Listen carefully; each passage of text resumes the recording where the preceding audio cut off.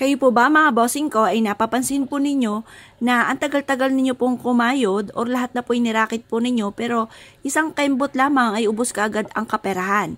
Ako po may tuturo sa inyo po mga bossing. Basta may positibo kayong pananaw sa buhay.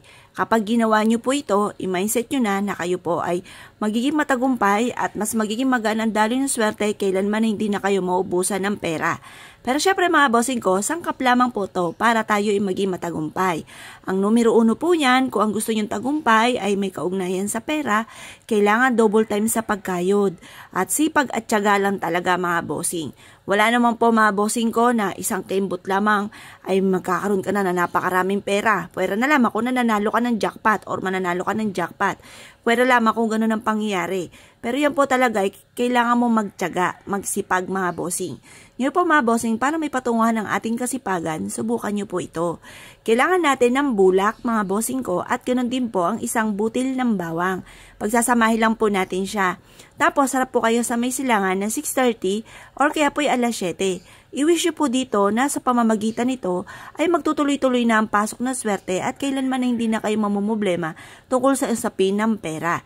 Basta double time sa pagkayod mga bossing ha, at ito po isang kap lamang.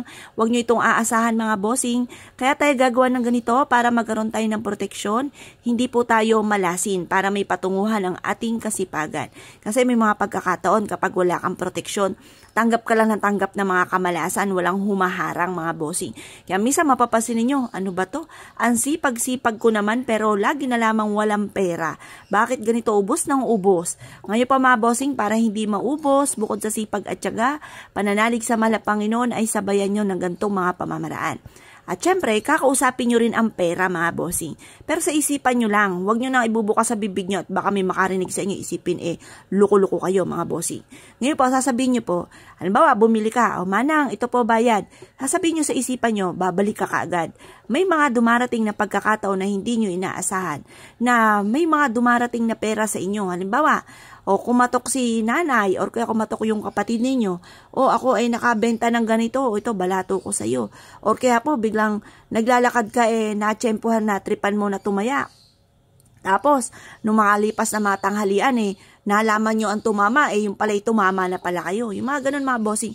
Or kaya meron ka nakakwentuhan or bigla ka may naisip na, ano kaya makapagluto ng ganito, tapos maibenta, tapos bigla ka nag-boom. Yung pala, patok ka sa mga ganun lutuin, or patok ka sa mga ganitong pwedeng ibenta. Ngayon pa mga bossing, yung bang iniaadya ka ako sa lagi kay suswertihin. Kaya meron kang proteksyon at may pantawag ka ng swerte. Alam niyo po ba mga bossing ko, ang bulak ay ginagamit sa pulpo yan sa pampaswerte.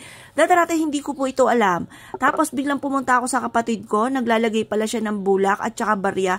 Sabi ko, ba't di mo sa sinasabi may bulak pa pala at saka may barya? Ang nilalagay ko lang ubas po palagi mga bossing. Tapos mula na nilagay ko po yon ay nagsunod-sunod na mga blessing na hindi ko inaasahan.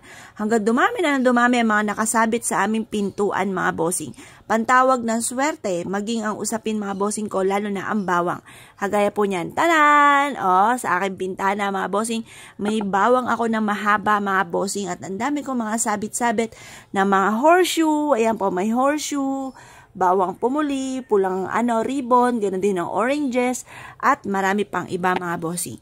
Ngayon pa mga bossing, kung kayo po'y naniniwala at mahilig kayo sa mga ganito, wala namang problema, lalo na sigurado namang may bulak kayo mga bossing at isang butil ng bawang. Pagkatapos yung painitan ito hanggang alas 8 ng umaga, ilagay nyo na sa bag nyo po ito, bitbitin kahit saan kayo magtungo. Or kaya pwede nyo isiksik sa inyo pong bulsa upang sa ganun sundan po kayo ng kaswertihan. At mga bossing, kung kayo po'y naniniwala at nais po itong gawin, good luck po sa inyo po lahat.